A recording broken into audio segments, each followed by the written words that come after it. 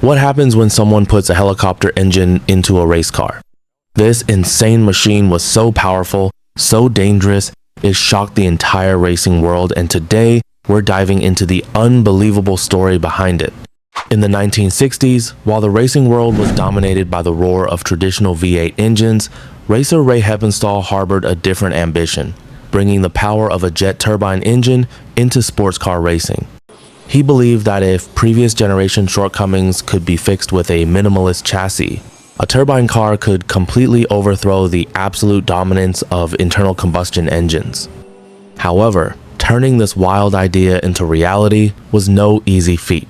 Heppenstall was repeatedly rejected by major engine manufacturers like Williams Research and Allison. Refusing to give up, he approached Tom Fleming, vice president of the Howmet Corporation, a company specialized in casting turbines for the aerospace sector.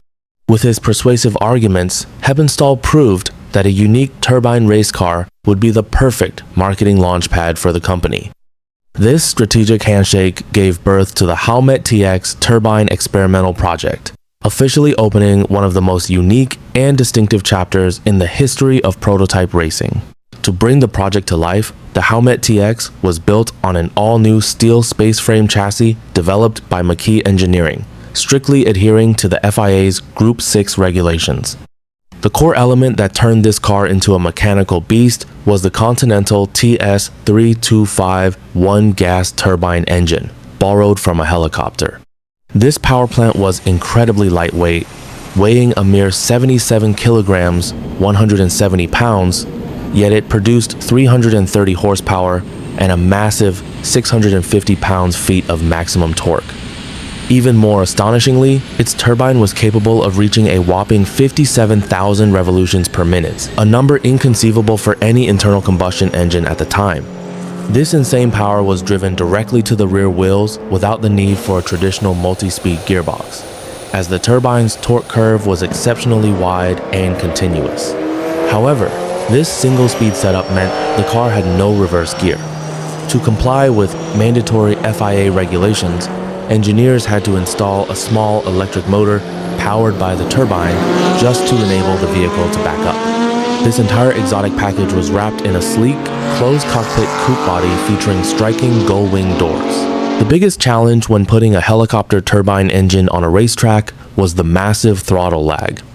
Unlike traditional engines that respond instantly, a turbine engine takes time to compress air and spool the RPM up to its maximum output. To solve this perplexing puzzle, Howmet's engineers invented a highly intelligent gas flow regulation system using a third exhaust pipe integrated with a wastegate.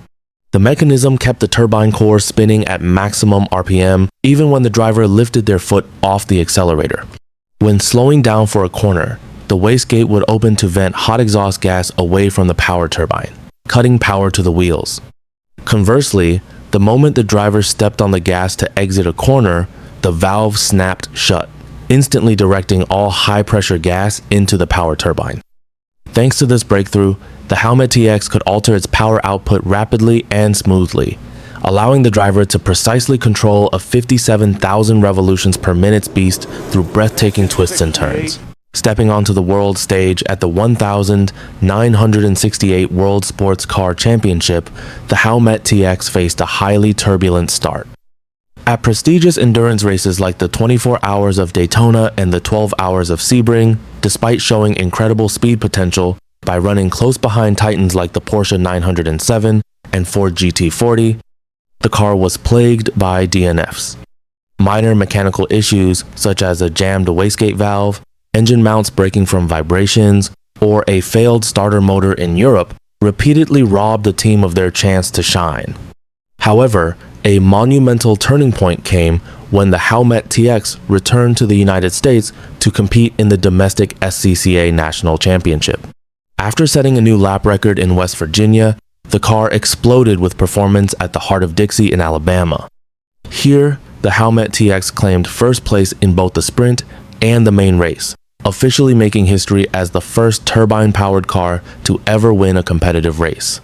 Shortly after, at the Marlboro 300, the Beast continued its dominance by leading every single lap and crossing the finish line with an incredible 1-1 lap margin over its closest rival. Following its glorious triumphs in America, the Howmet TX confidently returned to the most prestigious international stage, the 24 Hours of Le Mans. However, the circuit's legendary long straightaways turned out to be a fatal weakness for the single-speed turbine engine. The car struggled early on during qualifying and faced a string of bad luck in the main race. One car suffered a fuel delivery issue that led to a crash, while the other was disqualified after spending 3 hours in the pits replacing a wheel bearing.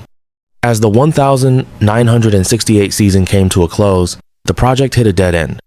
Although Ray Heppenstall had detailed plans for 1969, including a multi-gear transmission to better utilize the engine's power, the management at Howmet Corporation decided to pull the plug. They realized that maintaining a race team was far too expensive and provided no practical technological transfer for the corporation's core aerospace business.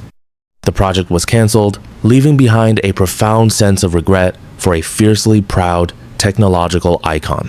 Today, the surviving original Howmet TX cars occasionally appear at vintage racing events, serving as a vivid testament to a daring, innovative, and beautifully crazy era in motorsport history.